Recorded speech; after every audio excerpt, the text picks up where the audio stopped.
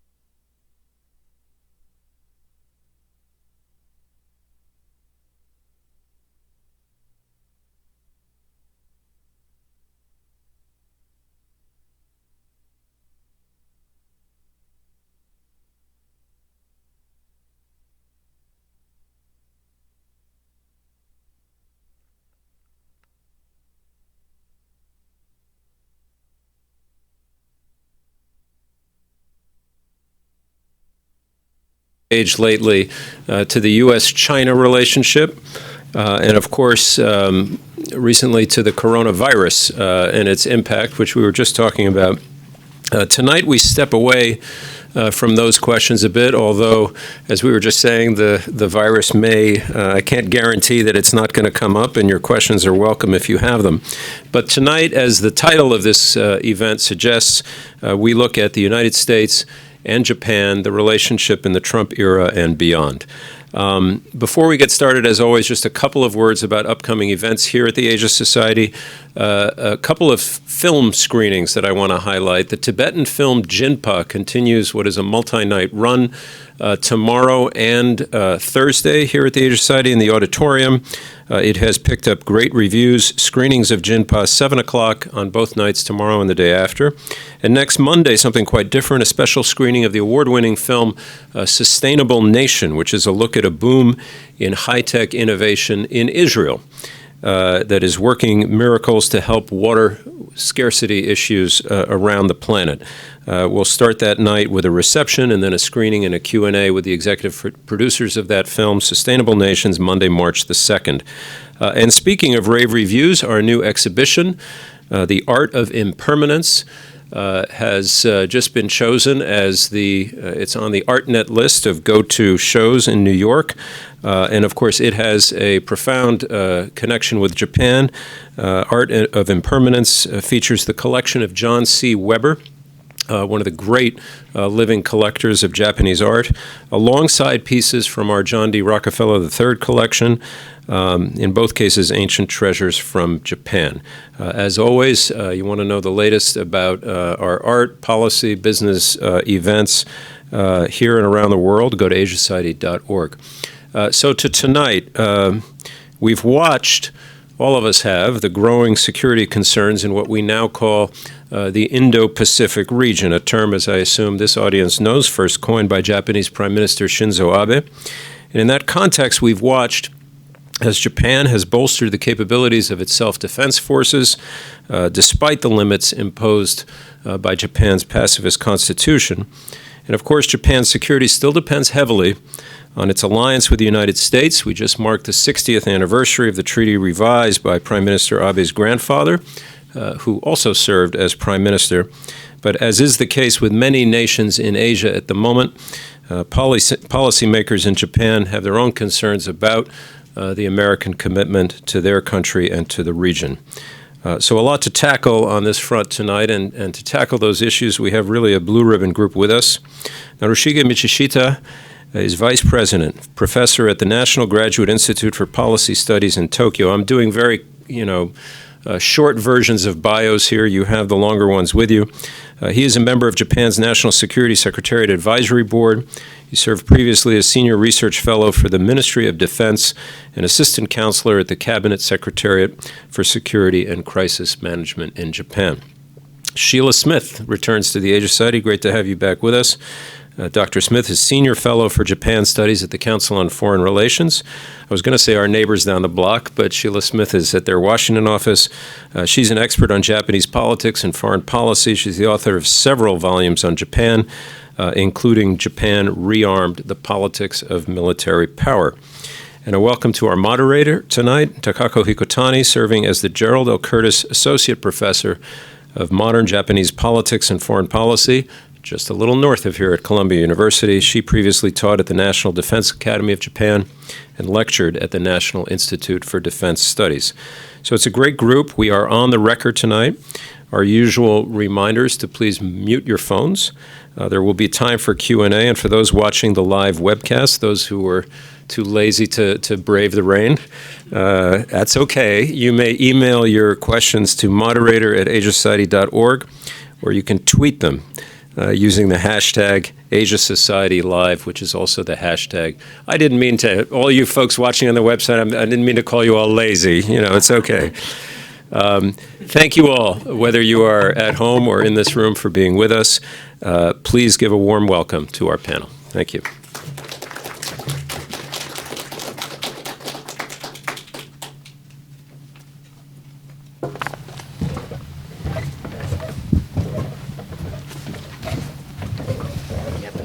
Okay. Hi,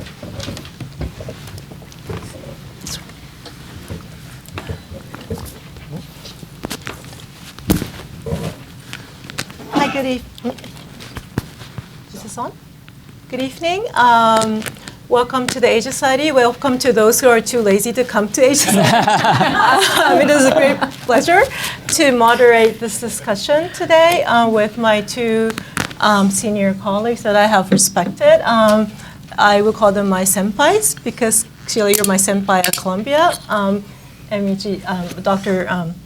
Michishita, you are my senpai in the Defense Ministry. So today we'll be talking about the Japan-U.S. alliance in Trump era and beyond. But first we'd like to get everybody to familiarize themselves with where Japan is right now. And there I would like to turn to Dr. Michishita for an overview of where the Japan's defense establishment is. And he has some slides for us, so let's... Right. Okay, thank you very much everybody for coming, and thank you very much Asia Society for organizing this. Where is Japan going? Some people say that Japan is moving away from pacifism toward militarism. Japan is remilitarizing, making, acquiring new capabilities and things like that. But in fact, in my opinion, I would say that Japan is actually moving away from isolationism toward internationalism. Why? Because for two reasons. First, in the first place, why has Japan been isolationist? Well, Japan suffered a lot in the war, which it started against the United States, and kind of learned a lesson, big lesson. Don't go to, get involved in stupid wars, right? Again, never again. And that was a lesson has still alive in the, in the minds of large number of Japanese people. So people's natural reaction to Japan's, Japan making a commitment to international security is like, no more, we don't want to do it. We don't want to get involved in dirty, messy wars and conflicts and international politics. So we stay away from them. That's the sentiment, right? So that's isolation. And when we talk about sending self-defense force, our armed forces, troops to foreign countries, we say, well, what if we take casualties? That would be a disaster. So that we can't send any troops. So that's the sense, it's a kind of good news that we don't have, have not been sending troops to foreign countries. We don't have to, being pacifist, isolationist, we have been able to, we didn't have to put our servicemen and women in harm's way. Isn't it a good news? So it was, comfortable, easy policy to take. But especially after Prime Minister Abe came into office, things have started to change. Why is Japan changing and decided to move away from isolationism toward internationalism? Two major reasons. One, rising threats. North Korea has acquired already nuclear weapons, more than 10 nukes. I don't know, some people say up to 60 nuclear weapons. And North Korea has acquired a large number of short-range, more than 500 short-range missiles, but more than 200 missiles targeted at Japan. We are talking about North Korea developing ICBM, intercontinental ballistic missiles, targeted at the U.S. We are making a fuss, but if you come to Japan, welcome, you are already in the range of North Korea's nuclear weapons. So that's one. China is rising. China claims its sovereignty over the Japanese islands called Senkaku Islands. China is developing, have acquired aircraft carriers, larger number of missiles and nuclear weapons, and is expanding both at sea and in the air. So we have to respond to them. Second reason is policy of the United States. Mr. Trump has been, so far, he's doing an okay job when it comes to maintaining U.S. commitment to the security in the Indo-Pacific region. But, if you take a look at, how many of you have read the book by Bob Woodward entitled Fear? Yeah, okay, some of you. That's a very interesting, depressing but interesting book to read. So in that book, the anecdote at the outset of the book talks about how Mr. Trump wanted to pull out U.S. forces from South Korea, right? So he has, by nature, he seems to has a strong isolationist sentiment, right? So if it's possible, he would like to reduce U.S. commitment to the security in the Indo-Pacific region. We understand it. We try to, prevent him from going too far, but we have to hedge against. So that's a second reason why Japan is making more commitment to the maintenance of international security, because China is rising, North Korea is nuclearizing, while the U.S. commitment might diminish fairly significantly. So together, that's what we are doing and why. Thank you. So at this point, Dr. Smith, in your recent book, Japan Rearmed, there's a quote that I really thought was wonderful, which is, the military, once feared as a security liability, now appears to be an indispensable asset called upon with increasing frequency and given a seat at the policy-making table. I think it echoes what Dr. Michishita just said about isolationism to internationalism, but is this how you look at it too? And is there something you might want to add about why this is happening and how it's happening? Sure, thank you. And again, thank you to the Asia Society for inviting me. It's great to be with Michishita-san and Hikutani-san as well. The book that I wrote, Japan Rearmed, was really an effort to help American policymakers understand the many dimensions under which Japanese policy is changing. So one of them, as Professor Michishita pointed out, is threat perception, the rising threat in the Asian region that Japan is under and responding to as well. But there's some internal dynamics that Professor Hikutani has written about as well. But what I wanted to point out is the end of the Cold War really began to shift the way in which Japan thought about its military as an instrument of statecraft, right? Not just as an instrument to deal with threats, but also to deal with us, quite frankly. I mean, as the Cold War ended, the United States began to look to its allies to play a greater role in coalition activities. Things like the first Gulf War, but more recently after 9/11, the coalition response to uncertainty in the Gulf. And now we see it in things like anti-piracy in the Gulf of Aden. We see it in terms of patrols of the Straits of Hormuz. So the U.S. expectation of its allies was less about defense in the region and more about how do we come together and think about global security threats. So Japan, very haltingly, began to respond to that expectation on the part of Washington as well. But I think the most conspicuous way in which Japan has responded is really in response to the region. And I think here you see mission by mission, you see the Japanese military thinking about, well, how do we deal with the ballistic missile threat from North Korea? Well, we invest in ballistic missile defenses with the United States. How do we deal with the growing maritime and air pressures that are coming from a much more active and much more powerful Chinese military? Well, we again work through the alliance, but we develop our maritime and air readiness and preparatory ability. I think what you've also seen on the civilian side is you've seen laws being passed that allow the military to take its seat at the table in the way that we normally think that military should take their seat at the table when thinking about national security responses.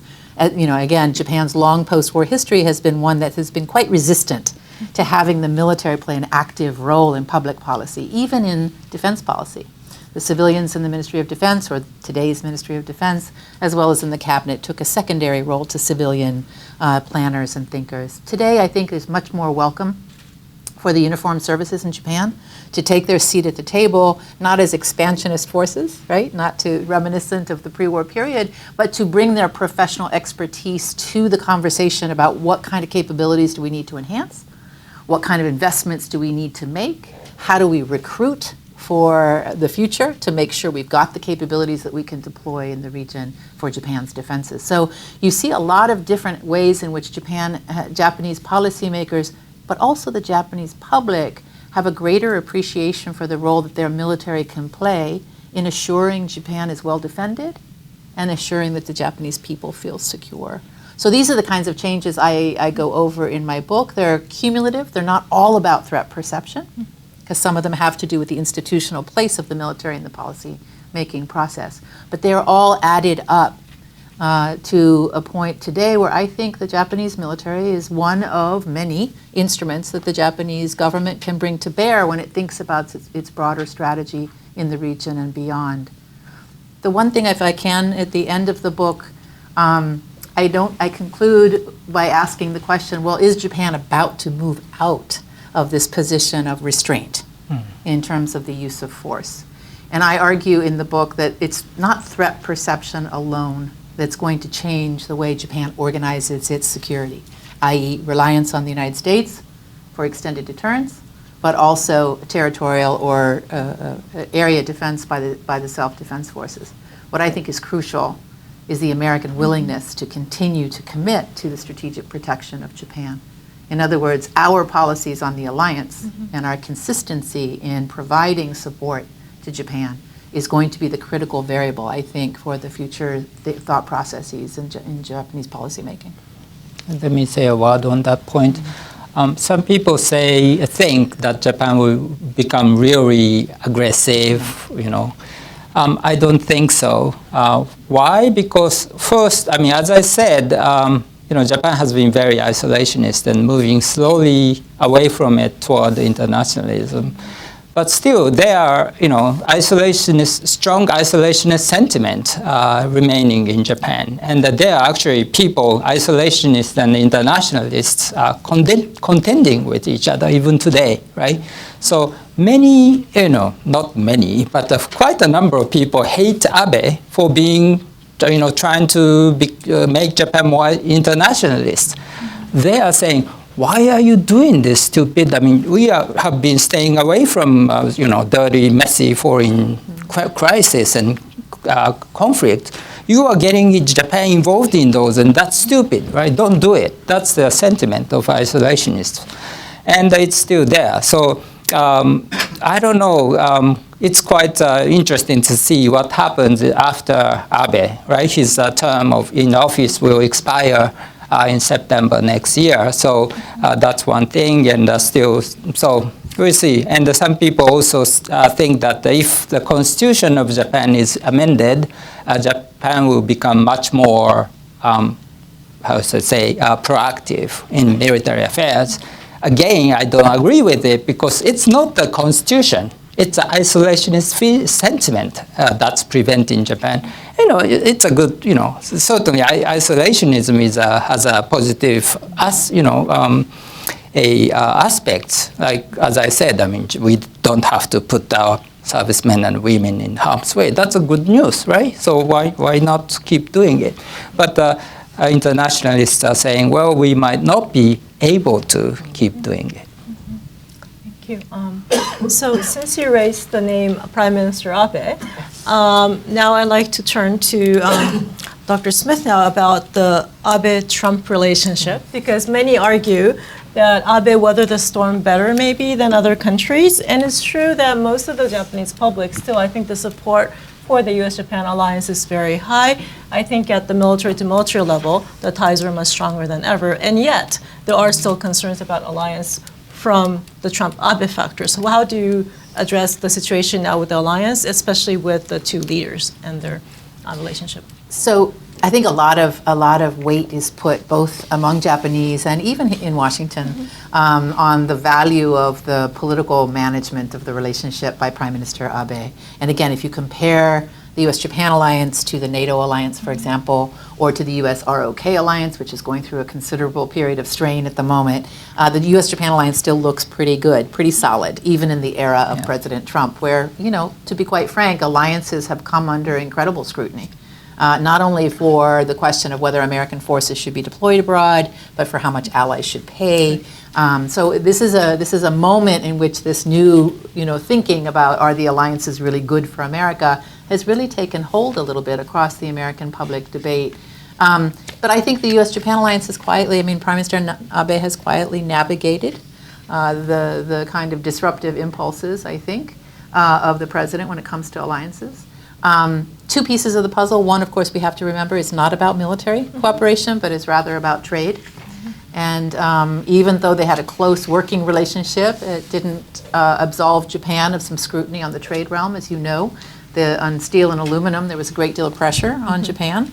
And then obviously the president really wanted a bilateral trade agreement with Japan and used the threat of potentially imposing tariffs on autos to try to get that through. That worked. And again, I think there is a quite careful management of that problem by Tokyo, but at the end, a bilateral trade deal was concluded, even though Prime Minister Abe wasn't so enthusiastic about it initially. But I think what's really key here is what we're going to look at in the next upcoming year, and that is this debate over host nation support, or burden sharing, as we call it. Again, as I mentioned, the U.S. and South Korea are in the middle of this very tortuous negotiation about how much fiscal contribution South Korea makes to the presence of U.S. forces. Japan's agreement with the United States is a 5-year agreement. That'll be coming up for renegotiation starting in January. So it's a pretty critical time on that side. But as you said, Hikako, the military-to-military relationship between the United States and Japan is very strong. Our forces in the Indo-Pacific, quite frankly, our 7th Fleet couldn't operate without the bases in Japan, as you both know quite well. We have the only aircraft carrier task force stationed abroad is stationed in Yokosuka. So the strategic value to the United States of the alliance is far beyond just the defense of Japan assessment that the president sometimes talks about. It's really our ability to deploy and to operate across the Indo-Pacific. Depends on cooperation with the self-defense forces, but also the ability to use facilities in Japan. So I hope that larger strategic picture will guide our conversation about burden sharing going forward. Good news, as Dr. Smith said, U.S.-Japan alliance, U.S.-Japan relationship is in a good shape. Relationship between Mr. Trump and Mr. Abe is good. They played golf together. They took selfie together, tweeted it. They did a good job. And Japan, but there is a limit to what Mr. Abe can do, because last year in May, Japan invited Mr. Trump as a state guest and basically conducted a big treat diplomacy, right? It kind of appeared to have worked well, but after just a month later, in June, Mr. Trump appeared on TV and he said, if there is a third world war, the United States will be fighting while the Japanese people would be watching it on Sony TV. That's what he said, right? And the one thing he got wrong was the fact that there's no Sony TVs anymore. They are like Samsung and LG TVs. I mean, there is no, how can you watch the war on Sony TV, which is non-existent. But anyway, so that there is a limit to what Mr. Abe can achieve. And also in terms of host nation support, currently South Korea is paying like $1 billion, a lot of money, to the US, while Japan is paying like $2 billion, right? And Mr. Trump is asking South Korea to increase it fivefold, right? And reportedly, Mr. Trump is asking Japan to increase the figure by 4 times, right? So we'll see what will happen. But the one thing we have to make sure that he understands is how South Korea's defense effort and Japanese alliances, U.S. ROK South Korea alliance and the U.S.-Japan alliance, are not only about defense of South Korea or defense of Japan, but it's about the security and peace and stability in the Indo-Pacific region. Japan is actually, it's not U.S.-Japan. Many people think that U.S.-Japan alliance is there to defend Japan. True, but it's also there to defend South Korea. For example, one big active operation plan, war plan, that the U.S. and Japan has right now, after the end of the Cold War, is the War Plan 50-55, which is designed for the two countries to fight together in case of Korean contingency. So it's not just about defense of Japan, but defense of the region. And I would like to really make sure that Mr. Trump and U.S. Specialist and policymaker in this country, in the U.S., understands that.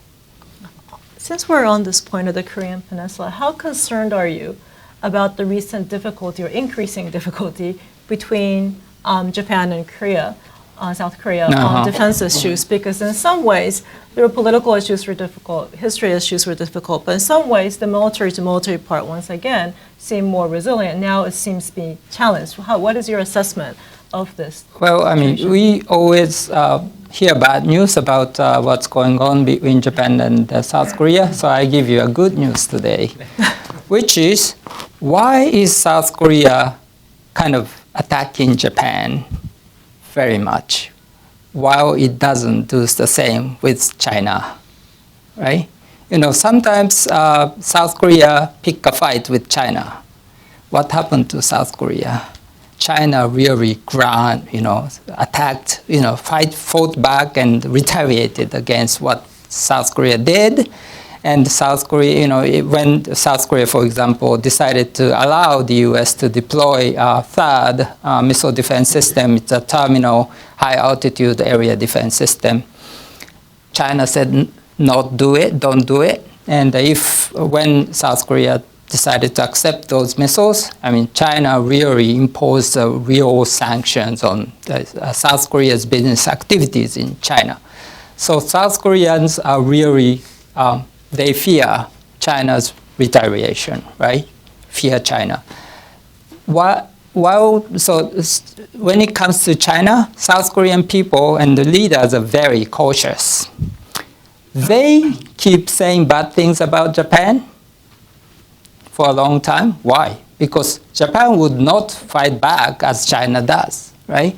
So South Koreans are much more relaxed about picking a fight with Japan. It's a bad news, right, for us, because our relationship is very important. However, it's kind of a good news to me. I'm a Korea specialist. I speak Korean. I talk to my Korean friends all the time. It's a good news because they don't fear Japan. They are relaxed about Japan. They know that Japan is a reasonable country, so they keep picking a fight with more or less with impunity. And is it a good news, bad news? Maybe bad news, but it can be a good news in the long run. We'll see. Yeah. How about you, Sheila? How does it look from an American I'm trying to figure out the really good news scenario. Yeah, I was wondering what is the good news in this from the U.S. perspective. I like that interpretation. So that's great. So I think from Washington's point of view, there's two things here that matter, right? One is obviously, and this has been a long-standing viewpoint of the U.S. government. I'm now looking at the 1950s and looking back at American diplomatic documents in the 50s, and it's remarkable to me how similar the dynamics are. It's still sort of always been a concern of U.S. foreign policymakers that Seoul and Tokyo have obviously residual issues and tensions. But I think the interesting thing more recently for me is in 2017 when North Korea was lobbing the missiles, right, short range, medium range, and then testing the potential ICBMs that could reach the United States, all in the direction of Japan. It was sort of an unprecedented level of coordination between the two alliances. Mm-hmm. And it didn't quite get to a complete merger where you had self-defense forces landing on South Korean territory or vice versa. But you had an unprecedented degree of signaling to the North that these alliances would function should there be a conflict. These alliances would function as integral components. So we went from that to last year's tensions that really kind of seemed to be a spiral of deterioration. They were over the South Korean Supreme Court decisions on forced labor during the wartime. They then moved over into export restraints or export restrictions on sensitive technologies from Japan. And then they, again, affected the information sharing agreement, the GSOMNIA, the agreement that allows South Korea and Japan to share sensitive intelligence, right? the good news, I would say, is there was a pause in the deterioration. I think if we would have had this conversation last summer, we would have been a little bit more alarmed about the pace of deterioration of the relationship, because it didn't look like it could be stopped. And even if even the Trump administration, chimed in after the information sharing agreement was threatened by Seoul, and that didn't seem to do any good, frankly. Right. So I think what we've got now is a pause. I think we've got efforts. Seoul, President Moon himself intervened and backed away from terminating the information sharing agreement.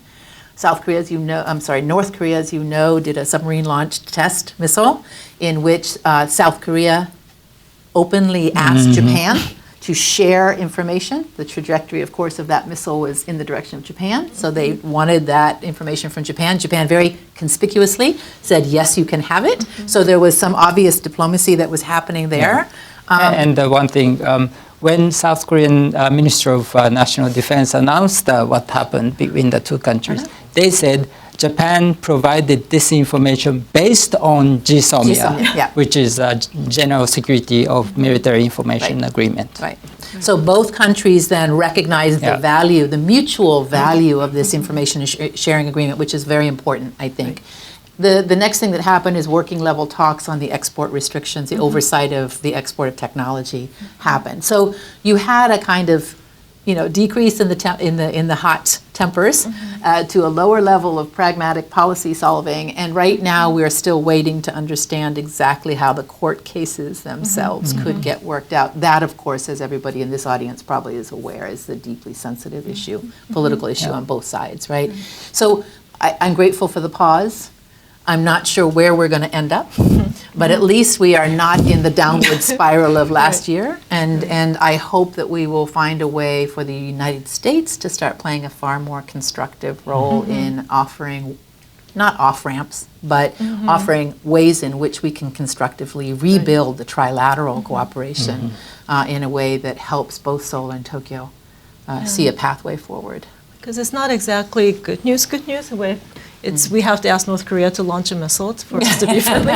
So there's another different way out. I wouldn't go quite that far, but you know what I mean. But yes, exactly. That's one way to look at it.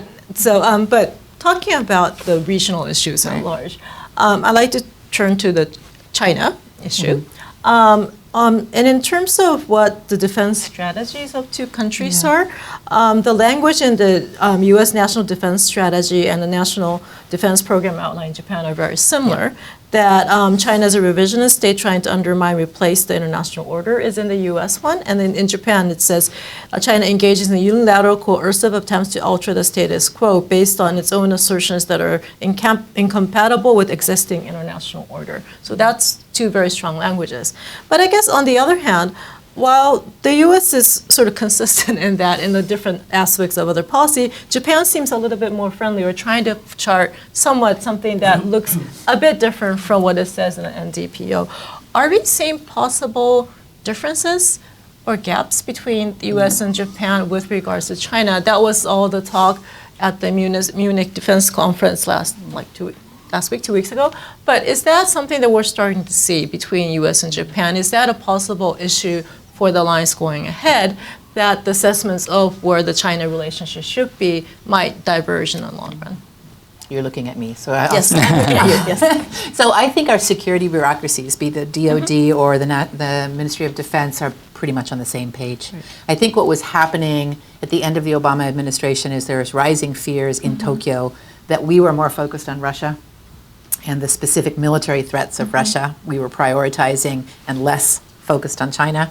I'm not sure that was an accurate understanding, but I think there was worry. So I think there's been a deliberate effort on both sides to synchronize the way we talk about threat perception. And so you saw in our national defense strategy, which is not all about Japanese influence on our thinking, but we moved away from the post 9/11 focus on counterterrorism and the Middle East to a major power competition, and in particular signaling out Russia and China as the major kind of focal points for that major power, that threat to the United States.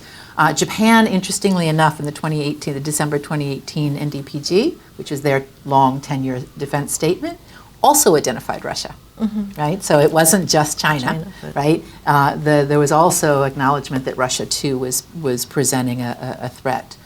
So I think there's been a little bit of coordination and synchronization, so we're not on a different page, or there's no gap here in terms of us understanding the behaviors of the militaries in terms of the threat to us. I think what's interesting, if you go back historically, is there's often been dissonance in the Japan, China, U.S.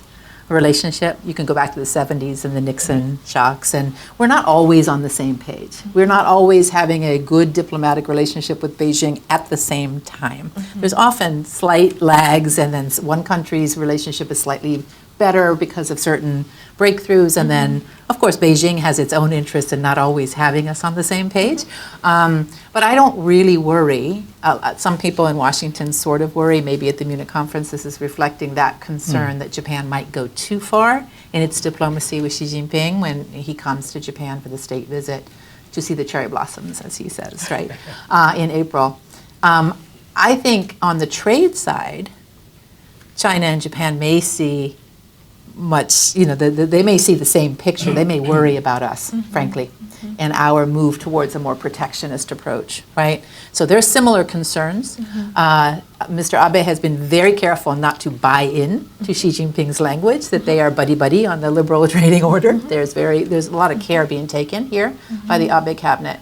One thing that I think has been very interesting to watch is Foreign Minister Motegi, for example, has been quite outspoken in the months leading up to Xi's visit on Hong Kong, on other issues of democratic practice, on the Taiwan elections, for example. So I think you're hearing a stronger Japanese voice there in terms of cautioning, maybe, the Chinese on their behavior and on this question of democratic practice and political instability and how they might respond. So I don't see it as Japan's warming with China as being unidimensional. I think there's quite different interests being expressed as you see the lead up to the potential Xi visit. Right. So how do you see that, Dr. Michishita, the potential Xi visit where the cherry blossoms bloom? We're not too sure anymore. It's going to happen. But I think the Japanese government has been very careful to say that the ball is in their court, and that it still could happen. It's just that it's been very warm in Japan, and the cherry blossoms might bloom a little bit earlier than April, and that might make things a little bit more complicated. But even given that, how do you see the Japan-China relation? Is it sort of diverging in a way, or is it still pretty much on the same page with the U.S.? I think we are more or less on the same page, but the different timelines. I would say that China and Japan are competing while cooperating, or cooperating while competing. Either way, it's fine. And why seems to be a gap between the U.S. and Japan? Because we started earlier. During the Obama administration, the U.S.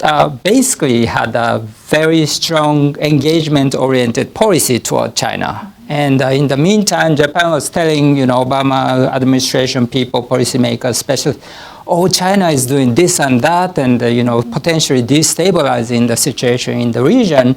But the U.S. Obama administration was quite relaxed about what China was doing, right? So we are asking. But while the U.S. was more sanguine about China, Japan was taking necessary steps to counter what China was doing, right? So by now, in a way, Japan is in a much better shape in terms of how we respond to China in a competitive way. So it's a time for us to start, cooperating more than compete. So we are in a better shape than the U.S. on that regard. So that's a timeline difference. And another thing is there are good reason for us, Japan and China, to cooperate. One is that Asia Development Bank produced a report several years ago saying that there is a huge infrastructure demand in the Indo-Pacific region, which cannot be fulfilled by any one nation. Even China's big, Belt and Road Initiative cannot fulfill the demand, or AIIB. Thank you. AIIB will not do it. So Japan, China, the U.S., other countries must get together and try to do the job, kind of share the roles and in order to provide the necessary quality infrastructure investment in the region. So that's one. Another thing is Japan was first reluctant to cope with China in terms of regional development. Why? Because we thought that China might be using it, economic leverage in order to expand its political and diplomatic influence, strategic influence in the region. So it's more like unilateral, selfish type of approach. But then we thought maybe letting China do the job on its own might create worse results, right? If we engage with what China is, engage with China and work with China, while we keep eyes on what China is doing, maybe China will do a better job of providing mutually beneficial, fiscally, economically sound, environmentally friendly infrastructure investment in the region, right? So by getting involved, I think it's going to be a win-win, not only for China and Japan, but also for the countries in the region. Yeah. Could I just add one footnote? Because I think it's important to understand, too, that I think there's lots of ways in which Japan and Chinese interests in the region come into confrontation, but they also have common interests, exactly. Right? And so I think what's been interesting to watch is if you look from the Senkaku crisis from 2010, 2012, the blow up over the islands, right? Mm-hmm. The military tensions. If you look at how Abe and Xi have re-engaged, so from the APEC 2014 meeting where you have that, iconic picture where she's going like this, and, it looks terrible. And now you look at it, it's like normal, back to normal kind of diplomacy. But what's been very interesting in the lead up to the potential state visit this spring is Prime Minister Abe has attempted to sort of say, okay, you can say BRI, and I'll say free and open Indo-Pacific, right? And so, but basically what we want is to meet the infrastructure demand that you suggested, to raise the bar perhaps on not only AIIB giving, but also the kinds of quality infrastructure or lending practices that the Chinese are doing. So, but they're also to find that common sweet spot where both powers are looking at the region. Not necessarily completely in terms of competition, but also in these complementarities. And I think it's a very savvy approach. Not sure that Xi Jinping is reciprocating that kind of savviness, but that's why the state visit or the impending state visit is kind of interesting for all of us to see. It's not just the bilateral, but also how the regional kind of conversation proceeds. And I think that's important. It's kind of interesting what happened in October 2018 when Xi Jinping and Abe met in Beijing. Yeah. And as Dr. Smith said, Japan wanted to use the free and FOIP, free and open Indo-Pacific. This is a vision of that Japan has for the region. And the BRI, Belt and Road Initiative, which is a vision that China has for the region. We didn't want to buy into BRI. They didn't want to buy into FOIP. So we came up with an interesting new concept, third country cooperation. so we work together in third countries, like in countries in the Indo-Pacific region, so that both sides can save face, right? That's a smart way of doing the job together. And another interesting anecdote coming out of this meeting in October 2018 was that so they met in October. In December, usually Chinese Coast Guard vessels, like 8 to 14 vessels, enter the Japanese territorial waters around the Senkaku Islands every month, right? In December, no Chinese vessel entered the waters. So we said, wow, now China is changing, and it's not coming in anymore. So now it's a really summit meeting flourished. Then in the January, there was a big jump to 14, whatever. So it was like, okay, so there is a limit to what summit meeting or, there is a limit to cooperation, But I mean, we understand it. So while we cooperate, we compete, or we compete, we cooperate. Just throwing in the free and open Indo-Pacific, because I think that's something that I think 2 years ago we were in the same conference where I think the general agreement is there isn't that much meat on the bone. And that the U.S. and Japan seems to have a little bit different meanings to the free and open Indo-Pacific. Do you still think that it's a convenient vehicle, I don't know is the right word, but there is something that's in sync right now between Japan and the U.S. Is it helpful to have that concept going forward, and is there more meat on the bone from the U.S. perspective, do you think? So I think the Japanese concept, and if you look on the webpage, and all of Japan's instruments of influence are brought to bear on this, right? And this has taken a decade or more to develop. It just didn't pop up overnight. So, but I think the Japanese conception, and again, the free and open Indo-Pacific is a Japanese term. Prime Minister Abe has advocated for it and has pulled all these economic instruments and the military as well together. I think on the U.S. side, we suffered somewhat. Our hard power, obviously, in the region is much more dominant way we influence issues. So we have our military presence in the region, which is very valuable. What we did not have and still are lagging behind are the economic resources. We have private sector investment, obviously, so our commercial interest in the region is vast. But it was the development assistance financing that would allow us to help with the infrastructure that was really lacking. So last year, Congress passed a new law, and we now have a new development bank. It has been upgraded. Some of you may know of the old OPIC. It was a small bank. Now it's a much bigger one with much bigger resources. Not as much as Japan has. Certainly not as much as China can bring to bear in the region. But it does give us a little bit more heft in the development financing side and the infrastructure investment side. But the long-term focus will be things like LNG, energy. And there we may end up competing a little bit with Japan over LNG kind of infrastructure in the region. There will be digital resources. That's a big area of American commercial and government interest. And so we may find ourselves wanting the same outcome, but not necessarily exploring it always together. We may be a little bit, but that's, I think, in the aggregate, I think that's probably good for the region. I don't think that's a negative. One of the reasons why there is a gap is, comparative advantage that we have, each of us has. The U.S. has a tremendous comparative advantage on military capabilities. We have that advantage, at least vis-a-vis the region, in the Pacific region, economic capabilities. So it's only natural for our FOIP to be more focused on the economic side of the story, while the U.S. have a more security-oriented FOIP.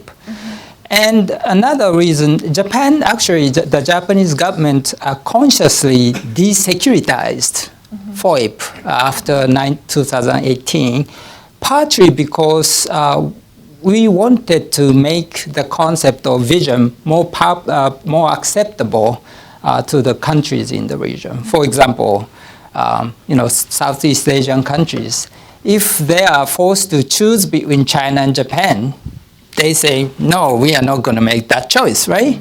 And so if we present our FOIP, Japanese FOIP, as a strongly security-oriented concept, they are not going to buy it, right?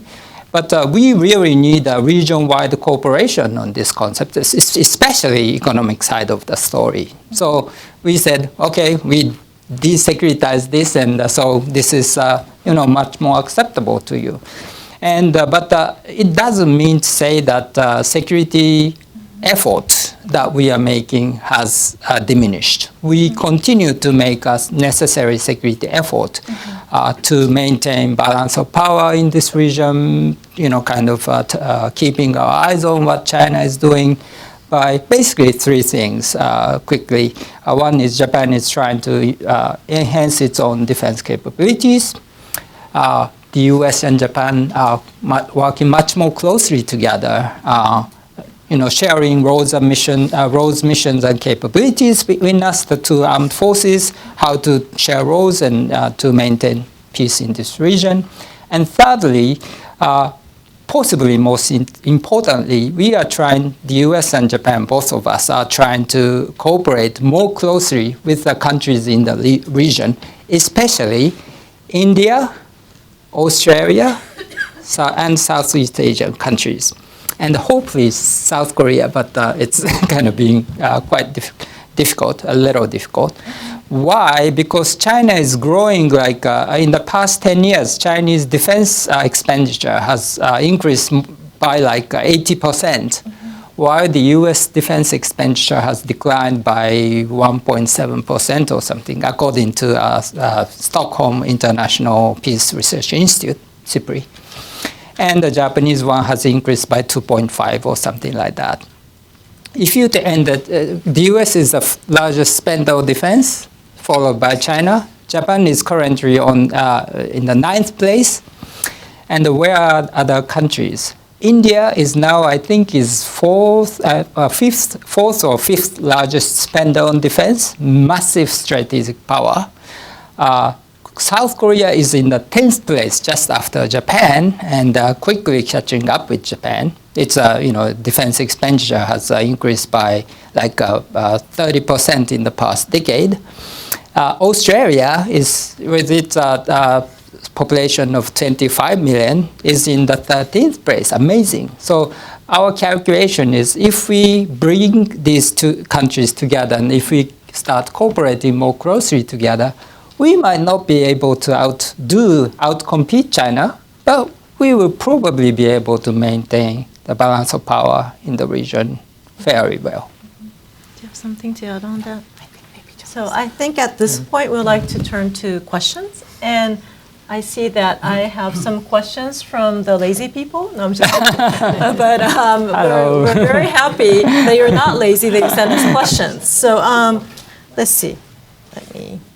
And I will open the floor for questions for the diligent people who came in the rain too. So let me start with,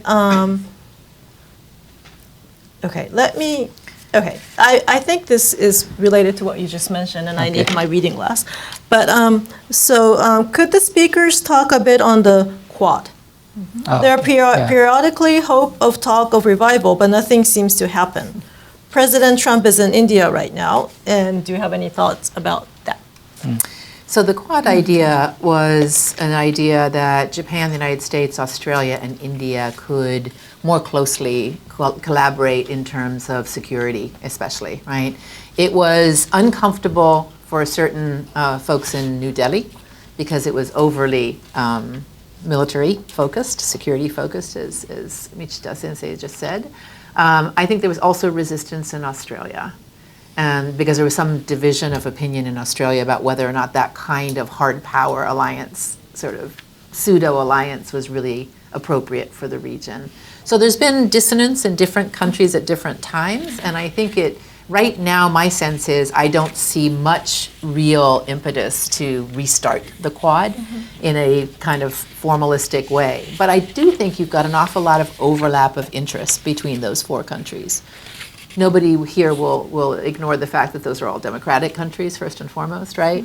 They are also maritime countries, so you have a lot of exercising between the countries involved. Malabar exercises, which used to be the United States and India, now have the United States, India, and Japan involved.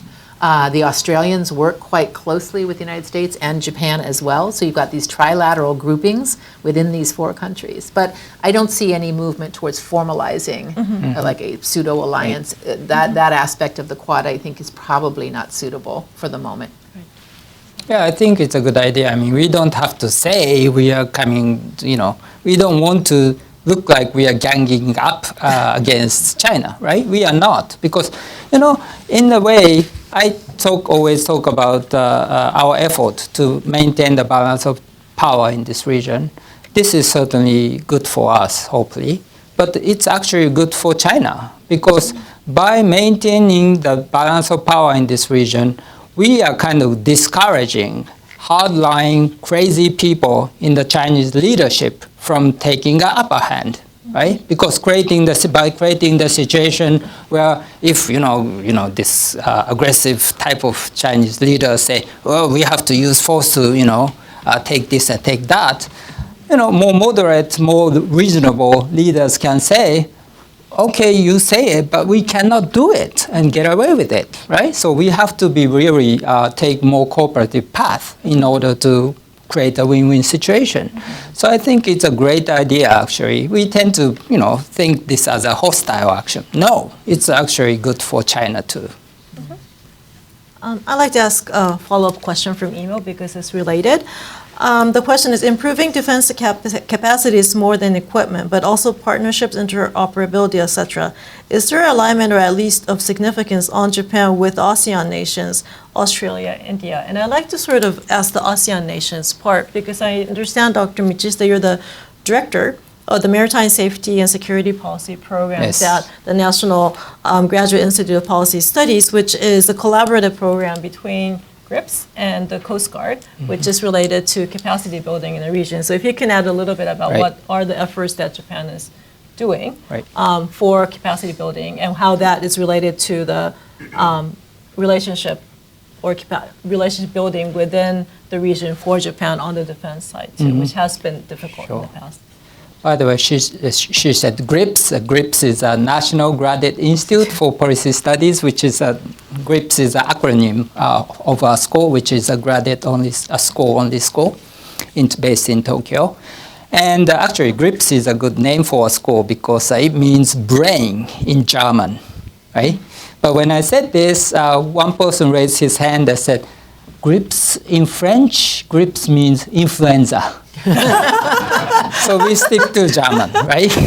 Anyway, so what we are doing, we have this Maritime Safety and Security Policy Program, with which we bring together up to 10 junior Coast Guard officers from the countries in the Indo-Pacific region. We have this year 2 from Japan, 2 from Sri Lanka, 1 from the Philippines, 1 from Malaysia, 1 from India, right? And 1 from Thailand, and that's, I think, about it. And what we do is basically this is a part of a Japanese government effort to provide capacity building assistance to the countries in the region, in which, because, ASEAN countries individually are not very powerful, right? That doesn't have, their Coast Guard organization don't have high-tech, cutting edge, or enough number of patrol boats and things.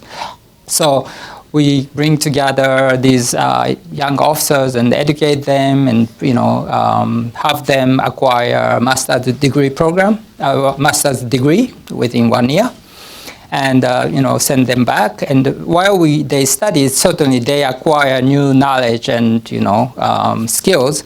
But they at the same time create network of Coast Guard members, officers in this region. And while we do so this program is sponsored by JICA, Japan International Cooperation Agency. So this is a part of the Japanese government effort. That's an aid organization. And as a part of the same effort, Japan has been providing patrol boats to the Philippines, Vietnam, and Sri Lanka, and other countries. And the good news, very good news to us is that one of our graduates from this Maritime Safety and Security Policy Program has become a captain of one of the 2 ships that Japan provided to Sri Lanka. So we are proud of him and proud of what's going on. That's great. Thank you. So thank you for the questions by email from our online viewers. And now I'd like to turn to the audience here. Yes. Yes. Thank you so much for a great seminar today. My name is Takeuchi. I'm a co-hire of Dr. Michishita from Ministry of Defense and Hikotani Sensei. I have 2 questions. One is about Japan-South Korea relationship. So Dr. Michishita says, South Korea actually do not fear about Japan. Yeah, that's true, but what about Japanese sentiment? Japanese sentiment might be damaged based on the South Korea's news articles. And then, so that is very bad news for me. And Japan is actually the real base of the U.S. UN combined forces to defend South Korea, and so how Japan and South Korea can actually change the situation? Because this is really bad. Because Japan is actually legally bound to support South Korea, and that's fine.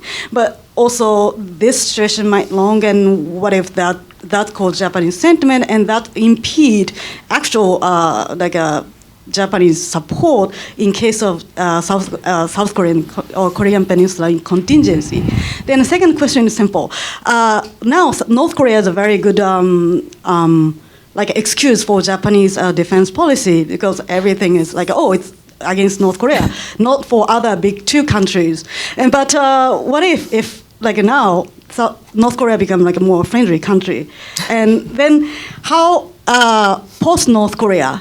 What's the difficulty for Japan to build their own military policy, especially not provoking two countries, or especially Chinese threat or Chinese counter action for the Japan's new strategy against China or Russia?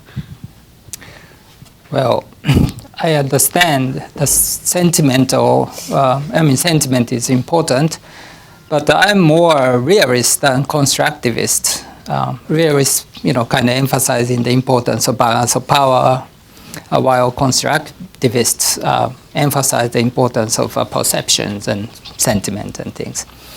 So I would say because China is rising so rapidly, and North Korea is becoming nuclearized and more, possessing larger capabilities, military capabilities, it's only natural for South Korea to eventually choose Japan and the U.S. I'm fairly sure of that. So I'm not too concerned about that, sentiment, because the sentiment comes and go, but power does not come and go. It stays. So I would say, hopefully. So I tell South Korean friends all the time, saying that, well, you can try to fight with kind of argue with us, but actually you are undermining your own strategic position, right? In order to so China has been kind of bullying South Korea, right? But in order not to be bullied, you have to maintain an amicable relationship with Japan and the U.S., then your bargaining position vis-a-vis China would enhance. Why don't you do it? That's my message. Well, it's up to them, whether to take it or not, my advice or not. Second one was North Korea. Not North Korea. As being North Korea. Post-North. Well, it's more already actually. Japanese defense policy we are talking about post-North Korea security needs. We have Japan has spent more about $18 billion on missile defense capabilities. That's a lot of money. And most of them are basically aimed at, geared toward defending against North Korean missiles, right? And now, whatever the new capabilities that we are talking about are geared more toward dealing with China, right? So already, the focus of Japanese defense policy have shifted away from North Korea and China, but we don't want to antagonize China. Our ultimate goal is to create a cooperative relationship with China. China is I would say second most important country to Japan after the U.S. Right? So that's our goal, and we are kind of trying to we don't want to emphasize the competitive part of it, but we are competing while cooperating. Can I just a footnote? I say this without any sense of happiness, but I don't think you're not going to have to worry about North Korea for some time. I think the North Koreans have made it very clear that they're not ready for denuclearization. I think their investment and their testing of missiles, as you know, has proven that they're more interested in enhancing their arsenal rather than in reducing their armament. So I am not an optimist when it comes to an early resolution of that particular problem. I do think it bears re-emphasizing that Japan's official defense policy for some time now has actually put China at the top of the list in terms of long-term existential concerns for Japanese security. So unless you anticipate that the Japanese public will take issue with that stance, it seems to be a pretty firm priority for Japanese defense planning. Yes. Thank you very much. All right. David James with the Okinawa Institute of Science and Technology Graduate University. I had a question about cybersecurity and wondering if you could talk a bit about the ways in which the U.S. and Japan are collaborating on cybersecurity issues. Kei Don-ren, as you know, on the business side, has said there's significant shortage of the number of experts in Japan in this area. What about on the sort of more general security side, and how will that play into the relationship? Well, we are working very closely together on cybersecurity, the two countries. But at the current situation, at the present time, the U.S. is much, much, much more ahead of Japan, right? So what we are doing, when we say we are cooperating, what it means actually is the U.S. helping us, right? So we are learning from the American friends to enhance to find out how to enhance our cybersecurity. Americans, specialists tells us, here is a problem, here is a problem, here is a problem, and we try to fix them. And we, kind of train together, try to, we actually, our people, Japanese officials, participated in a cybersecurity simulation game organized in the U.S., I think last year, was it? So that's what we are doing, and we are cooperating and learning a lot from the American friends, and I thank you for that. So David, it's important. You mentioned Kei Don-ren's sort of statement about capabilities. In the world of cyber, it's not just state-owned capability, although those are very important for offensive reasons, obviously. But there's also the private sector capacities that need to be there as well. And so I think there's both sides. There's both the state security apparatus, that kind of thinking, but there's also the kind of, keeping 3 steps ahead, or at least trying to keep 3 steps ahead of who might be hacking you tomorrow, is a full-time occupation for private sector actors as well as for government actors. So both pieces of that, I think Japan is trying hard to make sure it's developing the capacities it needs, and in particular in advance of the Tokyo Olympics. Let me just refer to one more question that came by email. I thought this was the most interesting live stream event today, but it seems like there's something else called the Democratic debate. Oh, yeah. Yeah, so not as interesting as this one, but that's happening too. And related to that, there's a question. Democratic debate is tonight Trump or Bernie? And it says, a message from John that I think this is in context of the U.S.-Japan relations, or it better be. But how do you think of the state of the question says Bernie, we don't know yet, but how would the elections affect U.S.-Japan alliance in any way, if there's any thoughts on that? So we've been talking a lot about President Trump and his priorities and the way he thinks about alliances and the ways in which he's raised questions, right, about the value of alliances to the United States, both in the trade realm and in this burden-sharing aspect as well.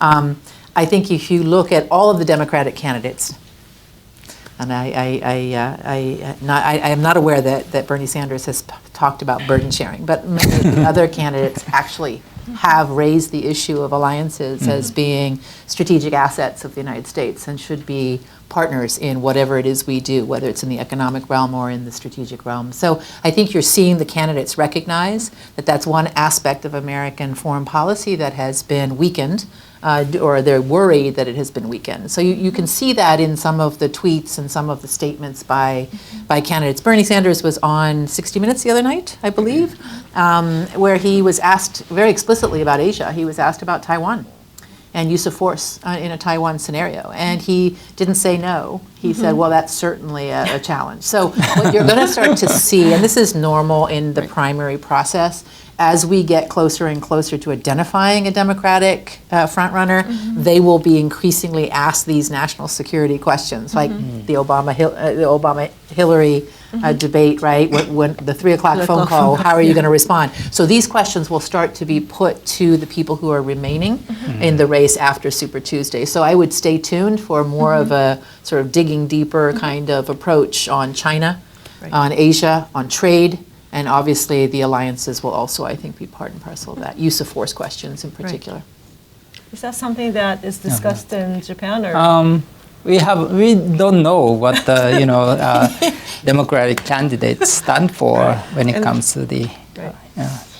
So yes, so in the back over there.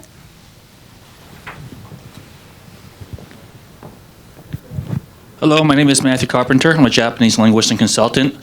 My question is, how does President Trump's personal relationship with the North Korean leader impact the diplomatic and security framework in East Asia? Not much so far, because certainly there are optics, right? Interesting optics, but nothing significant or meaningful has come out of it, right? So we kind of keep our eyes on what's going on, Mr. Trump's intentions, Mr. Kim's, what he's going to do next. But I mean, think everything is open-ended at this point. So we just, hope, keep our eyes on it, and while, trying to be as optimistic as possible. So I think you can see after the Singapore summit, there were certain questions asked, because I don't know if you remember, but in the press conference after the Singapore summit, President Trump mentioned that military exercises were provocative and they were expensive, and he was referring, of course, to the U.S. ROK. And the press began to ask the Japanese defense minister, well, what did you think about that? So there are very judicious statements about how military exercises among allies are very important, demonstrations of the alliance. So I think the Japanese government in particular has been cautious. Prime Minister Abe himself has been very supportive of the effort to engage in denuclearization, while also advocating for maintaining maximum pressure via sanctions. So I think Japan's position is very clear. Unless North Korea brings something to the table, then the collective effort, the international effort to continue the sanctions is important. It's an instrument of pressure on Pyongyang. Yes. The gentleman right there. Thank you very much for your insight. I may ask you two questions. The one is about the Chinese strategy with the Pacific Ocean. During World War II, Japan expanded the line to the Guadalcanal in South Pacific. And of course, now the military capability and all technology has changed. So that what is the Chinese strategy with Pacific Ocean? The big gap between China and the United States. And my second question is, what is the current relationship with the Russian government and Chinese government about the security issue? I answer the first one. Well, what China is doing right now is to make it difficult for the U.S. strike forces, like carrier strike group, from approaching the Chinese East Coast or approaching Taiwan to defend Taiwan in case of conflict. And so for that purpose, China has created the concept of first island chain and second island chain. First island chain goes through the Ryukyu Island, Taiwan, and the second island chain goes through Guam in the kind of Western Pacific. So China is basically China is fielding or trying to become capable of fielding attack submarines, guided missiles, submarines with guided missiles, anti-ship guided missiles. And China has also deployed anti-ship ballistic missiles. When you say anti-ship, ship means U.S. aircraft carriers. And what's changing, but the thing is, interestingly, what the Soviet Union and the United States were doing during the Cold War have a lot in common with what China and the US are doing. The Soviet Union drew its own defense lines and tried to stop the US strike forces from coming close. What changed is technology. Now, sensor technology is much more advanced than before, and long-range firepower has advanced. So now people think that aircraft carriers have become more vulnerable to long-range strikes. So I would say what's going to be important is to electric warfare, because unless you identify the whereabouts of the strike groups, carrier strike groups, it's impossible. Whatever the long-range missiles, whatever assets you might have, you cannot attack them, right? So I would say, so this is a, cats and mouse, competition. But I would say electric warfare, emission control, different maneuvering tactics, and jamming capabilities and things like that. Those would become critical in this round of great power competition in the Pacific. So two brief answers to both your questions. On the maritime side, we've already seen China begin to operate, as Professor Michishita said, in the inland seas, East China Sea, South China Sea, so the maritime regions close to China. But you're now also beginning to see maritime forces operate from at distance. So you see them all the way around to the Middle East, right, and the sea lanes that go all the way around there, which are just as vital. Ports being established, the string of pearls, right? But you also see other forces other than the PLAN operating. So the Coast Guard is operating all the way down with Indonesia is now having a tit for tat over the Natuna Islands, right, with the Chinese, and then there's militia forces as well. So I think what you're seeing is kind of a proliferation of different kinds of maritime presence by the Chinese, not just in areas close, but in areas increasingly further away from Chinese borders or Chinese coastlines. On your China-Russia question, I think the important thing here is, again, how they're behaving together in the region. So you see not a lot, but you see a lot more cooperation between Russian and Chinese military forces. So whether they're maritime patrols, some of which have been in the contiguous zones by the Senkaku Islands, right, by our allies. Also, you saw last year the joint air patrol in the disputed islands between Japan and South Korea. Again, that was taking advantage, I think, or exploiting the moment of tension between the U.S.'s allies in the region. So you're seeing military collaboration and demonstration of maritime and air capabilities, especially around Japan, but in that area that are very worrisome, I think, to us and to our allies in the region. I don't know that Russia, Moscow, and Beijing will always see eye to eye on longer-term strategic competition because they themselves will have independent interests. But for now, you're seeing their militaries operate in greater frequency and in much closer coordination, I think, than you've seen in the past. Yes, so the southern, yes. Thank you. It seems a matter of time before Japan decides to formally make the decision to make a greater contribution to maintaining peace in the region. It just seems that historically Japan makes these attempts to isolate themselves, but eventually some event ends up precipitating Japan's decision to step out into the world and take a greater role of participation in foreign affairs. Japan's seen as a leader in robotics and artificial intelligence, and there's a lot of talk in the intelligence communities about the role presently and in the future of AI in foreign policy and potential planning of military conflict, specifically with China. It's even sometimes AI is talked about as a race between the United States and the People's Republic to see who can develop the greatest military capacity to use AI in the future. Where do you all see the role of Japan's development of AI in robotics and any potential future conflicts or Japan's decision, which I kind of believe is going to happen, to take a greater role in maintaining peace in the Pacific region?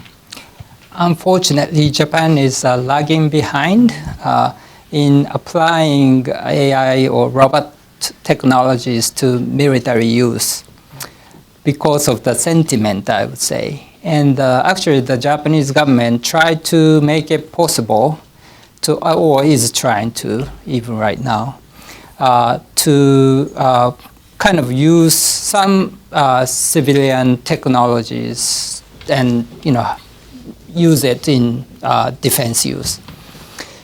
But for example, there is a kind of association for academicians in Japan, which said, no, we shouldn't be. And actually, Ministry of Defense created the new fund, to finance the kind of basic research on different type of technologies which can be used both for civilian and military use. But this association academician said, no, we shouldn't. University researchers must not be doing it. So there is even today a tug of war between the two groups of people. I would say isolationists and internationalists in a slightly different setting. So we'll see. But at this point, Japan is actually lagging behind that. I would just, as a footnote, it's not a direct answer to your question, but I think like all of Japanese society, Japan's future demographic trends are causing not only the private sector, but also the military planning community to think about technology as one way of compensating for the decline in the Japanese workforce. So the initiative that Professor Michishita was talking about here is an agency in the Ministry of Defense that is trying to leverage Japanese technological prowess for compensating for some of the shortcomings that may eventually affect military defensive capabilities. So, but I think, as he said, it'll be a slow kind of transition because the Japanese private sector and engineers and scientists are a little bit resistant to applying their knowledge to military purpose. Mm-hmm. So it may not be as forward-leaning as you might suggest, but their technological capability is certainly something that the military is interested in developing. So unfortunately, our time is up. Mm-hmm. Thank you very much to our online viewers for joining us and sending us questions, and thank you for coming to this event today. Finally, I'd like to give a round of applause to our two wonderful speakers. Thank you so much. We have reception. So we have please reception. stay for the reception, and we can perhaps continue this conversation in an informal setting. Thank you. I was seeing that. Ladies and gentlemen, thank you for joining us for this evening's program. We would like to invite you now to the loose room for some drinks. Thank you.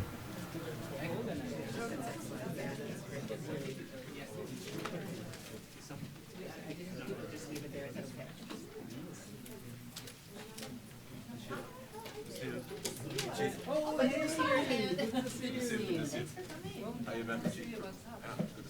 Good. Look good.